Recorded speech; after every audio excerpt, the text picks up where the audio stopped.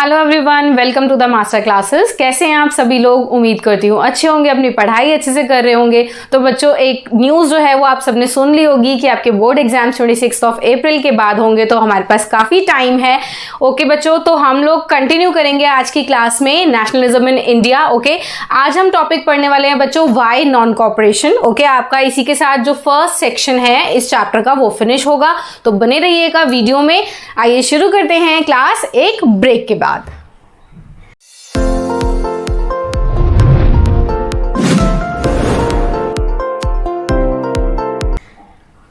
जी बच्चों, तो बच्चों आज हम पढ़ेंगे वाई नॉन कॉपरेशन। तो बच्चों, हमने प्रीवियस क्लास में पढ़ा था कि जो गांधी जी हैं उन्होंने शौकत अली मोहम्मद अली के साथ मिलकर एक नेशन वाइड मूवमेंट जो है वो करने की सोची थी।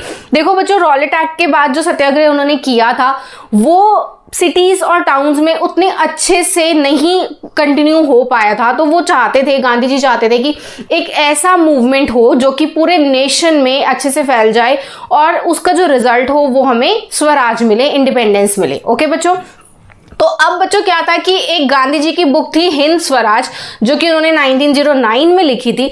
इस बुक में उन्होंने बच्चों कहा कि जो ब्रिटिशर्स हैं वो हमारे इंडिया में आए हैं, तो वो जो कॉपरेशन इंडियंस ने किया है उसी की वजह से ब्रिटिशर्स हमारे यहाँ पर इतना राज जो है वो कर पाए। ओके, तो गांधी जी ने ये जो नाम है ना वो कैसे दिया, नॉन कॉपरेशन। देखो, आपको बच्चों मीनिंग समझना है कि ये नॉन कॉपरेशन कहाँ से आया, क्यों आया। ओके, तो बच्चों ये जो कॉपरेशन है जो इंडियंस ने ब्रिटिशर्स के साथ किया, जिसकी वजह से ब्रिटिशर्स हमारे इंडिया में 200 ईयर्स तक जो है राज कर पाए, उसको बाइकॉट करना है। राइट, नॉन कॉपरेशन, कॉपरेट नहीं करना। तो गांधी जी ने क्या कहा कि इंडियंस को स्वराज के लिए नॉन कॉपरेशन मूवमेंट लाना होगा, एक ऐसा मूवमेंट जो कि पूरे देश में फैल जाए और साथ में नॉन वायलेंस भी हो, क्योंकि गांधी जी की फिलॉसफीज आपको पता है कैसी हैं।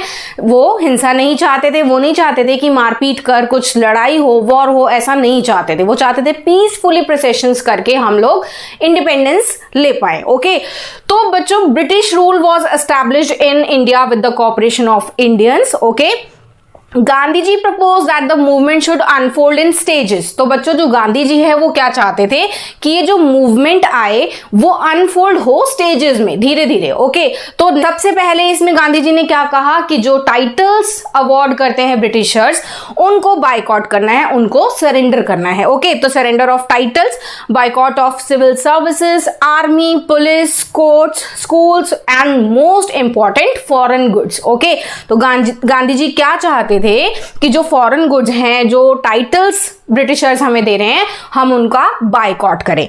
अब हुआ क्या बच्चों, समर 1920 में जब महात्मा गांधी जी और शौकत अली जो हैं ये यूनाइट हुए, क्योंकि आपने लास्ट मेरी क्लास में जरूर देखा होगा कि गांधी जी चाहते थे कि जो नेशन वाइड मूवमेंट हो वो तभी पॉसिबल हो पाएगा जब हिंदू और मुस्लिम्स जो हैं वो यूनाइट होंगे और एक नेशन वाइड मूवमेंट होगा। राइट, तो उसमें हमने पढ़ा था कि महात्मा गांधी जी एंड शौकत अली मिले थे। राइट, तो 1920 समर में इन दोनों ने एक्सटेंसिवली पूरे इंडिया में टूर किया और जो भी ये मूवमेंट वो आगे करना चाहते थे, प्रपोज करना चाहते थे, उसके लिए सपोर्ट मांगा लोगों से, क्योंकि जब तक अवेयरनेस नहीं होगी तब तक कैसे काम बनेगा, है ना। तो लोगों को अवेयर कराया कि हम लोग एक ऐसा मूवमेंट लाने वाले हैं जिसमें हम लोगों को आपके साथ की जरूरत होगी और जो ब्रिटिशर्स हैं उनसे हमें इंडिपेंडेंस मिल जाएगी, स्वराज मिल जाएगा। ओके, तो लोगों को बताया, अवेयर कराया।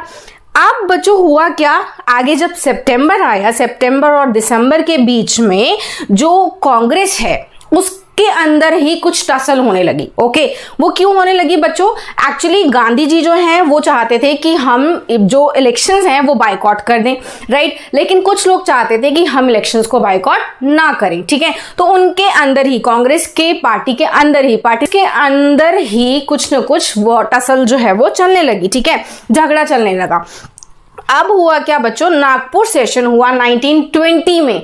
बच्चों आपके ये जो सेशंस हैं, मैंने आपको पहले भी बताया था कि ये जो सेशंस हैं आपके मैप के पॉइंट ऑफ व्यू से मोस्ट इंपॉर्टेंट है। आपका हिस्ट्री में भी एक मैप आएगा। ओके, मैं एक मैप के लिए भी एक सेशन जरूर डाल दूंगी आप लोगों के लिए, फिर भी मैं आपको क्लास में बताती रहती हूँ कि जैसे अब ये नागपुर है 1920 का जो सेशन है, कांग्रेस सेशन, ये इंपॉर्टेंट है आपके मैप के पॉइंट ऑफ व्यू से। ओके, तो नागपुर 1920 में बच्चों हुआ क्या, जो ये टसल चल रही थी उसको एक कॉम्प्रोमाइज किया गया उसमें, और क्या कहा गया कि अब हम नॉन कोऑपरेशन मूवमेंट जो है वो एडॉप्ट करेंगे। ओके, तो बच्चों आपका ये क्वेश्चन मोस्ट इंपॉर्टेंट है कि व्हाई नॉन कोऑपरेशन एंड जो नॉन कोऑपरेशन है वो कब कैसे एडॉप्ट किया गया। तो आपको ये सारे पॉइंट्स बच्चों लिखने हैं। और एक मेन इंपॉर्टेंट बात बच्चों, इस बार आपके एमसीक्यूज नहीं आने, आपके क्वेश्चंस आने हैं, प्रॉपर पेपर होगा। ओके, तो सब्जेक्टिव पेपर होने वाला है, तो आप ये पॉइंट्स का स्क्रीनशॉट जरूर ले लीजिए।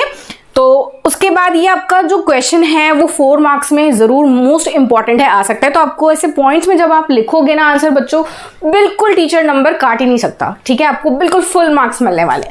तो आगे हम करेंगे बच्चों सेकंड सेक्शन। हाँ जी बच्चों, तो आइए कंटिन्यू करते हैं सेक्शन 2। तो बच्चों सेक्शन 2 में जो टॉपिक है आपका वो क्या है कि different strands with in the movement. इस मूवमेंट के डिफरेंट स्ट्रैंड्स कैसे कैसे थे। तो बच्चों सबसे पहले ये जो मूवमेंट स्टार्ट हुआ वो कब स्टार्ट हुआ, 1921 जनवरी में। ओके, जैसा कि हमने पढ़ा अभी कि 1920 में जो डिसाइड हुआ कि एनसीएम जो है वो अडॉप्ट होगा। ओके, देन ये शुरू हुआ जनवरी में।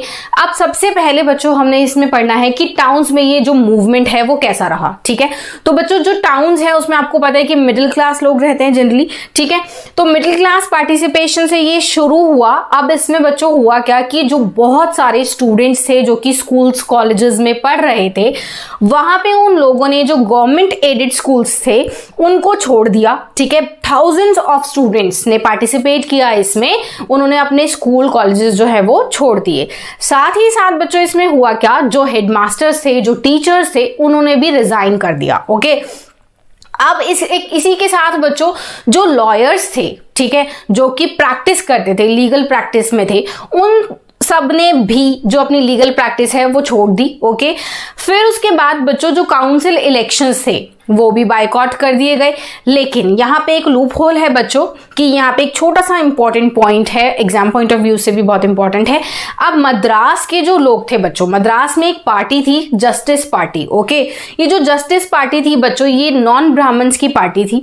इन लोगों ने काउंसिल इलेक्शंस को बायकॉट नहीं किया। उसका रीजन क्या था बच्चों कि उनको ऐसा लगता था कि अगर वो काउंसिल इलेक्शंस में लड़ेंगे और वो जीत जाएंगे वहां पे, तो एक तरीके से कुछ पावर जो है वो गेन कर पाएंगे। राइट, अब इसी वजह से मद्रास के जो जस्टिस पार्टी के लोग थे वो काउंसिल इलेक्शंस में एंटर हुए। ओके, अब बच्चों ये जो मूवमेंट था इसके इफेक्ट्स क्या क्या थे, इसमें एक मोस्ट इंपॉर्टेंट चीज है बच्चों कि आपने जरूर सुना होगा, छोटी क्लासेस में भी आप पढ़ते आ रहे होंगे कि जो गांधी जी थे उन्होंने जो फॉरेन क्लॉथ है, ओके, उसको जला दिया था। ठीक है, मतलब उन्होंने उसका यूज जो है वो बिल्कुल बायकॉट कर दिया था। लोगों को बताया कि जो खादी है उसको आप अपनाओ, खादी पहनो, और जो फॉरेन गुड्स है उसको जला दिया था। बिल्कुल फॉरेन क्लोथ जो है वो बर्न हुआ, और जो ट्रेडर्स थे, मर्चेंट्स थे, उन्होंने भी ट्रेड करने में रिफ्यूज कर दिया। वो फॉरेन क्लोथ बिल्कुल भी इंपोर्ट नहीं कर रहे थे। ओके, तो इसके इफेक्ट्स क्या क्या थे बच्चों, फॉरेन गुड्स बायकॉटेड,